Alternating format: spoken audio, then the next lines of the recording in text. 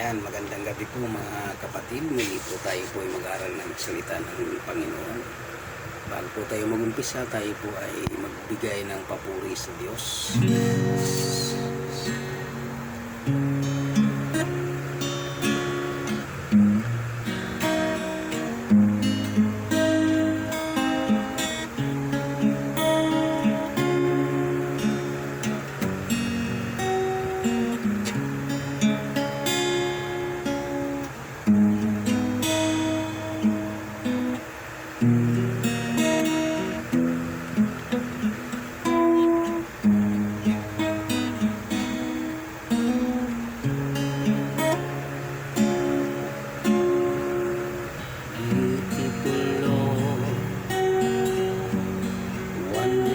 Savior, I know for sure all my days are held in your hands, wrapped into your perfect plan. You gently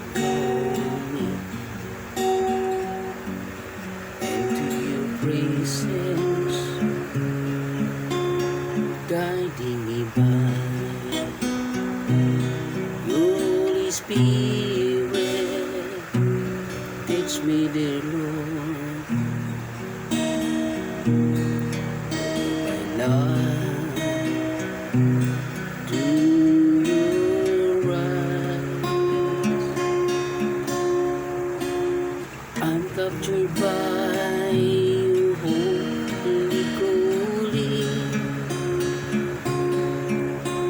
set me apart. I know you're drawing me to yourself. Lead me, Lord, I pray. Take me, mold me, use me, feel me.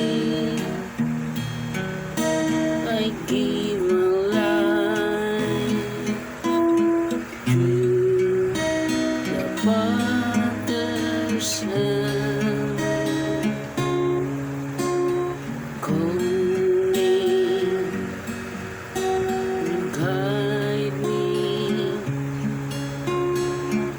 lead me, beside me. I give my life to the Father's hand. Take me,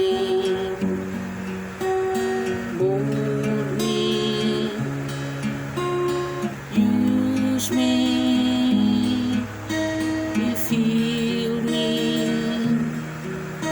I give my life to the Father's hand.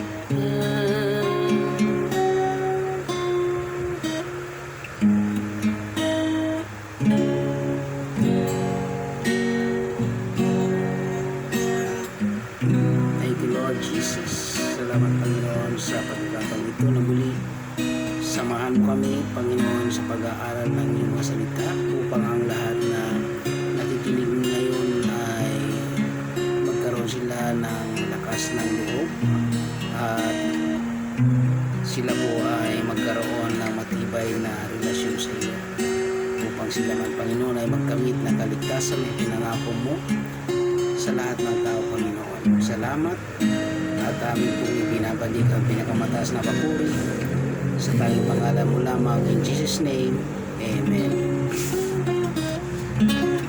So makibasa po tayo sa aklat ng John chapter 14 verse 1 to 3. Sabi niya po dyan sa John chapter 14, huwag na kayong mabalisa, sumampalataya kayo sa Diyos, sumampalataya din kayo sa akin.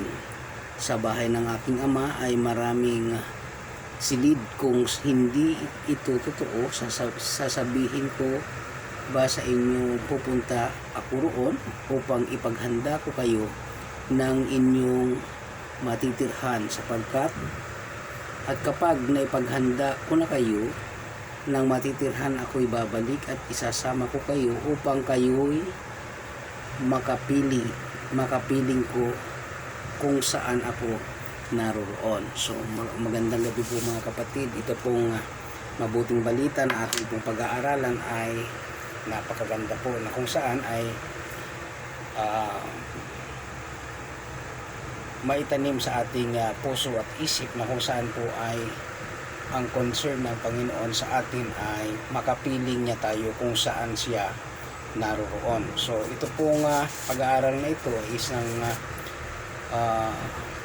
gabay sa bawat isa po sa atin, na kung saan kung tayo po ay, sinabi nga po ng chapter 14 verse 1, huwag na kayong mabalisa.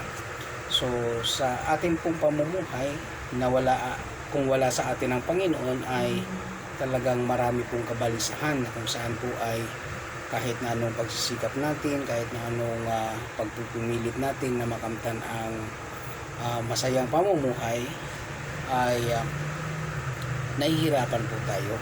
Subalit kung tayo po ay kasama ng Panginoon at kilala mo ang Diyos, sabi nga po doon, kapag sumasampalataya tayo sa Diyos ay makakamtan natin kung ano ang ipinangako ng Diyos. So sa gabi pong ito, nais ko pong ibahagi sa inyo na ang salita po ng Panginoon, na kung saan ay naglalayon po na tayo po ay makapiling niya kung saan siya naroroon. Amen po ba?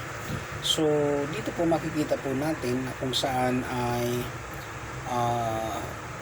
ini-encourage po tayo ng Panginoon na tayo po ay sumampalataya sa Diyos at sumampalataya din tayo sa Kanya. So ito pong pag-aaralan po natin ito ay napakahalaga, sapagkat sabi nga po niya ay manampalataya tayo sa Diyos at manampalataya tayo sa ating Panginoong Kristo. Sabi niya diyan. So sa pangalawa po, sa John chapter 14 verse 2, sa bahay ng aking ama ay maraming silid.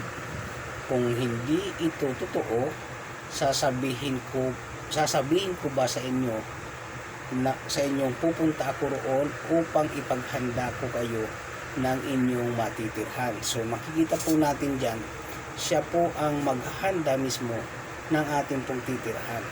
Yan po yung isang bagay na kung saan ay naipapakita po ng salita ng Panginoon, na kung saan siya po ay nagpapakita ng pagmamahal, ng pagmamalasakit, na kung saan po ay hindi ka na mahirapan, wala ka nang gagawin, kundi ikaw po ay titira na lamang doon sa kung saan ay bahay ng aking ama, sabi niya.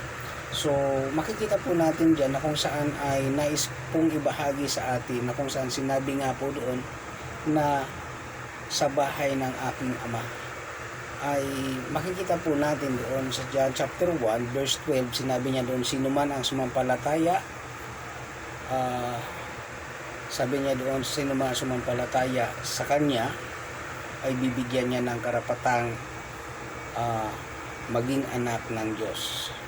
Sino man ang tumanggap at sumampalataya sa Kanya ay bibigyan niya ng karapatang maging anak ng Diyos. So makikita po natin dyan sa chapter 1, sa chapter 14 verse 1, na kung saan sinabi niya doon, sumampalataya kayo sa Diyos at sumampalataya din kayo sa akin. So makikita po natin dyan kung matatanggap natin ang salita ng Diyos at ang ating Panginoong Kristo, na kung saan ay mananampalataya tayo, sabi niya doon, magkakaroon tayo ng karapatan maging anak ng Diyos. So sabi sa atin pong pag-aaral, nais ko pong ilagay sa inyo ang isang bagay na napakahalaga, na kung saan ay sino ba yung may karapatan tumira sa bahay ng ating ama. So sabi niya dyan, yan ay ipinaghanda niya. Siya ang maghahanda ng ating silid, na kung saan ay sabi niya doon, subalit sabi niya doon ay kailangan nating sumampalataya sa Diyos at sumampalataya din tayo sa ating Panginoon. So makikita po natin dyan na sinabi ng John chapter 1 verse 12 na sino man ang tumanggap at sumampalataya sa Kanya ay pinagkakaloban niya ng karapatang maging anak ng Diyos. Bakit po? Ito po yung dahilan bakit kailangan natin sumampalataya at tanggapin siya bilang Panginoon at tagapagligtas. Dahilan po upang tayo po ay magkaroon ng bahagi sa bahay ng Ama, sapagkat sabi nga po, ang tanong ko nga po kanina na kung saan po ay sino ba yung may karapatan sa na makapasok o makapanatili sa isang tahanan kundi yun lamang mga anak. Amen po ba? So dito po naipapakita po sa atin na kailangan natin ang isang matibay na pananampalataya sa Diyos at sa ating Panginoong Kristo. Tanggapin natin siya sa ating puso at isip, na kung saan sa buong buhay natin siya yung Panginoon at tagapagligtas natin, sapagkat sabi nga niya doon, kapag tinanggap siya at sumampalataya tayo sa Kanya, ay bibigyan niya tayo ng karapatan maging anak ng Diyos. So sa pangatlo po, sabi niya dyan, John 14:3, sinabi niya doon, at kapag naipaghanda po na kayo ng matitirhan, ako'y babalik. Tingnan po natin yung isang bagay na doon. Sabi niya doon, ipaghahanda niya tayo ng ating matitirhan.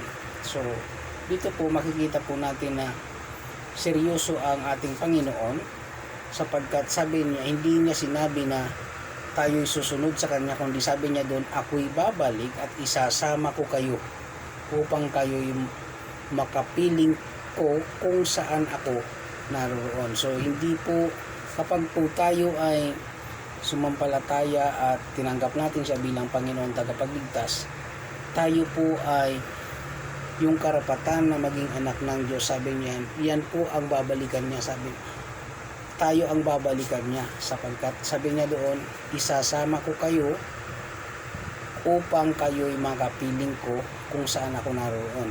Yan din po yung sinabi ng Panginoon doon sa sa John chapter 3, na kung saan ay nagkaroon ng conversation yung isang membro ng grupo ng Pariseo, na kung saan siya ay pinuno na nagngangalang Nicodemus, na nagtanong sa Panginoon paano maipapanganak na muli ang isang tao kung siya ay matanda na. Makababalik pa ba siya sa sinapupunan ng kanyang ina para ipanganak na muli?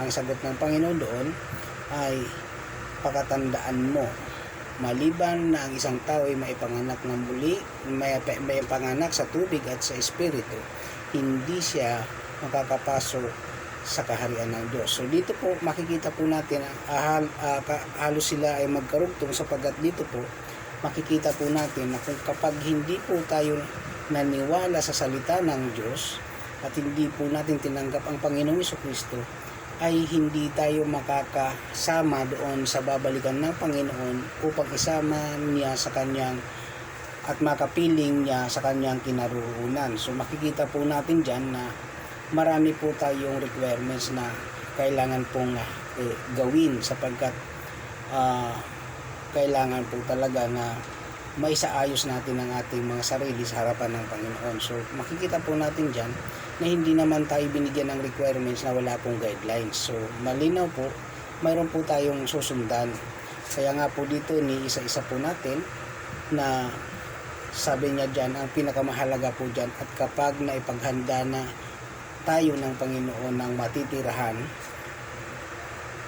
sabi niya, ako'y babalik at isasama ko kayo upang kayo'y makapiling ko sa kinaroroonan ko. So makikita po natin dyan yung sinabi ng Panginoon sa John 15:7, na sabi niya doon, kung mananatili ka sa akin at mananatili sa iyo ang salita ko, hingin mo ang iyong maibigan at ipagkakalob sa iyo. Makikita po natin dyan kung saan bahagi mayroon itong salitang ito, na kung saan sa John 15 na sinabi na kung mananatili ka sa ating Panginoon at mananatili sa iyo ang salita ng Panginoon, ay Anumang hingin mo ay ipagkakaloob niya.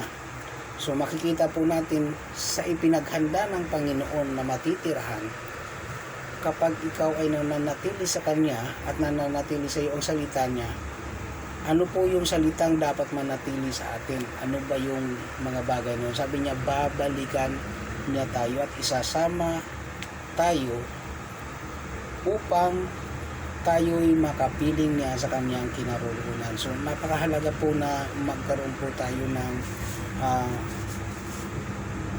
pinanghahawakan na salita ng Panginoon, sapagkat yan po sinabi niya hindi para lang bigyan tayo ng pag-asa, kundi sinasabi niya yan upang magkaroon tayo ng matibay na panghahawakan, na kapag nanatili tayo sa Kanya at nanatili sa atin ang salita ng Panginoon, anumang hingin natin ay makakamtan natin, sapagkat sinabi niya dyan, ipaghahanda niya tayo ng matitiran. So makikita po natin dyan, kung nananatili sa atin ang salita ng Panginoon, anong sinabi ng Panginoon? Babalik ako at isasama ko kayo upang kayo'y makapiling ko sa aking kinaroroonan. So maliwanag po yung sinasabi dyan, na kung saan po ay kailangan nating panghawakan, kung saan ay ito'y isang pangako na kung saan tinupad na rin yan ng Panginoon. Ang kailangan na lang po natin ay ano yung sinabi ng chapter 14 verse 1, huwag kayong mabalisa. Hindi po nakakatulong yung kabalisahan upang makalapit at makapanatili sa Panginoon at manatili sa atin ang salita ng Panginoon. Kaya nga po sabi niya diyan, huwag kayong mabalisa. Ang kailangan lang po natin ay sumampalataya tayo sa Diyos at sumampalataya din tayo sa Panginoong Jesucristo. Sapagkat yun nga po yung isang banda na kung saan sinabi ng Biblia, na kung saan sa John chapter 1 verse 12 na sinabi niya, kung sino man ang tumanggap at manampalataya sa Kanya ay bibigyan niya ng karapatan maging anak ng Diyos. Maliwanag po yun, no, mga kapatid, sa Panginoon, na kung saan ay itong pag-aaral na ito, kailangan po natin sa ating pang-araw-araw na pamumuhay yung makapanatili tayo sa Panginoon at makapanatili sa atin ang salita ng Panginoon, upang lahat ng ating hingin sa pangalan ng Panginoon ay makamtan natin. So sabi niya dyan,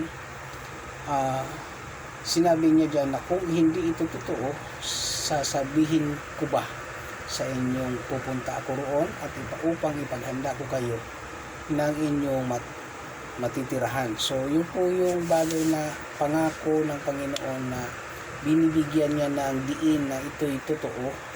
At sabi niya dyan, ang ating pong alamin, paano natin makakamtan, paano tayo makakapunta, paano tayo makakasama pagbalik ng Panginoon. Yun po yung bagay na sa susunod nating pag-aaral, ito po yung ating aaralin upang magkaroon po tayo ng matibay na pinanghahawakan. Sapagkat sabi nga po ng John 14:6, sabi niya, sumagot si Jesus, ako ang daan, ang katotohanan at ang buhay.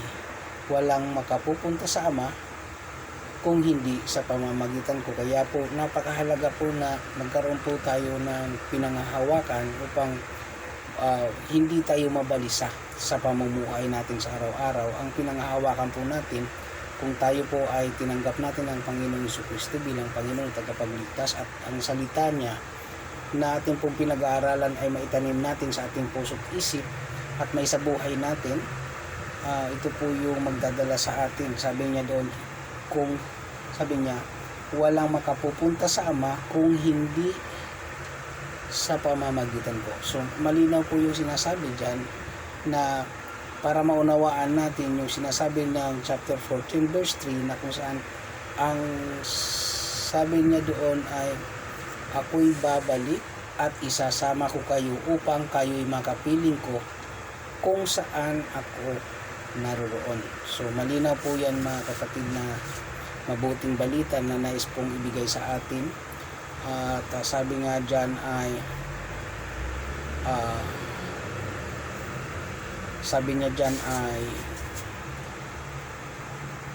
dapat nating tandaan na sinabi ng Panginoon, sumampalataya tayo sa Diyos at sumampalataya tayo sa Kanya. sa ating Panginoon. So sa gabi pong ito ay nais ko pong iwanan sa inyo yung isang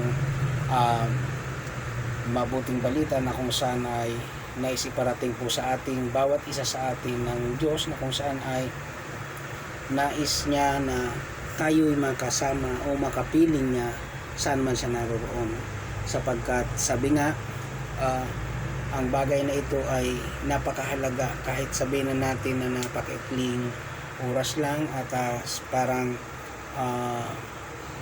napaka simpleng mensahe lamang na ang pinag-aralan natin, ngunit kung ito po ay inyong babalik-balikan at ito po ay luluubin ng Diyos na inyong maunawaan, napakahalaga po ng bawat salita ng Panginoon na atin pong binasa sa 3 verse po na kung saan ay ipinagkaloob ng Panginoon sa gabing ito. Makikita nyo po yung nais niyang iparating na sinabi niya doon, sumampalataya tayo sa Diyos at sumampalataya tayo sa ating Panginoong Jesucristo. Sabi niya doon, sapagkat sabi niya ipinaghahanda niya na tayo ng paruroonan o titirahan, sabi niya doon, sa kaharian ng Diyos.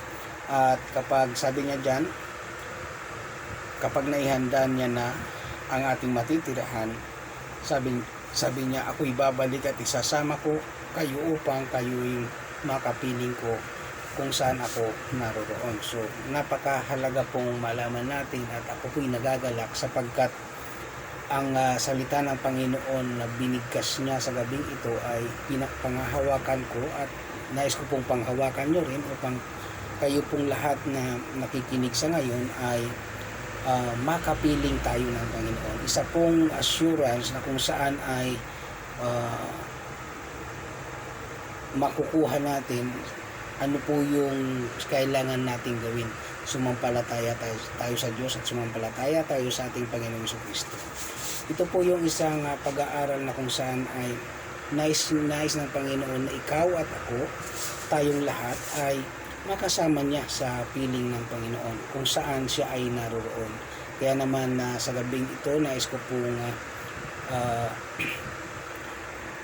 pong magpasalamat sa Panginoon sa bawat salitang binitawan niya sa atin, sa atin pong nag-aaral, sa inyo, sa maging sa kanila na kung saan ay tinawag din sila ng Panginoon. At sabi nga dyan ay kapag sila ay sumampalataya sa Diyos at sumampalataya sa Panginoon, wala nang pinapangigaibi sa atin. Wala pong nakakahigit dito. Kayo na nakikinig at ako nagsasalita na ginamit ng Diyos, parehas po ang tingin ng Diyos sa atin. Kaya nga po, may karapatan din po kayo na makasama o makapiling ng Panginoon saan man siya naroon. So, ito po ang mabuting balita sa gabing ito, na kung saan po ay iiwanan ko po sa inyo, na kung saan po ay maging kalakasan ng bawat isa po sa atin sa ating pang-araw-araw na pamumuhay, maging po kalakasan sa ating espiritual, na kung saan po ay yan po'y kinakailangan ng ating pong mga sarili, na kung saan ay magbibigay sa atin ng gabay upang matutunan natin kung ano po ang dapat nating gawin sa araw-araw. So sa gabi pong ito, nais ko po kayong i-invite sa isang maikling panalangin.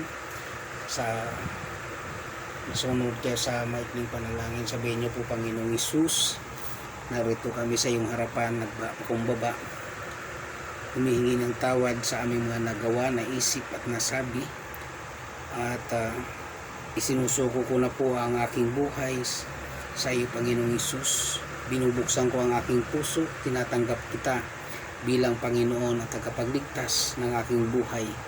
Ikaw na ang maghari sa puso't isip ko at sa aking buong buhay. Salamat, O Diyos, sa buhay na ipinagkaloob mo sa akin sa pangalan ng Panginoong Jesucristo. Loobin mo, O Diyos, na ang pangalan ko ay maisulat mo sa aklat ng buhay. At Panginoong Hesus, balutin mo ng banal mong dugo ang aking panalangin. Salamat sa banal na Espiritu na ipinagkaloob mo sa akin sa ngayon, na tinanggap ko, Panginoon, at hayaan mo, O Diyos, na maging karangalan mo ang bawat isa sa amin. At salamat, Panginoon, sa gabing ito na kung saan ipinaunawa mo sa amin ang napakahalagang bagay Kaya naman, Panginoong Hesus, ikaw na maghari sa akin. At sa iyong pangalan, Panginoon, makapagbalik kami ng mataas na papuri sa Diyos. So, magandang gabi pong muli pang mga kapatid, at ito pong panalangin ito ay panalangin pagtanggap na kagaya ng sinabi ng John chapter 1 verse 12, sino man ang tumanggap at sumampalataya sa Kanya ay bibigyan niya ng karapatan maging anak ng Diyos. Dahil ito pong John chapter 1 verse 12 na yan, ay ito po yung sangkap upang tayo po ay makaparoon o makapiling ng Panginoon saan man siya naroon, sapagkat siya po ang anak ng Diyos, at siya po ang susundo sa atin bilang kanyang mga kapatid.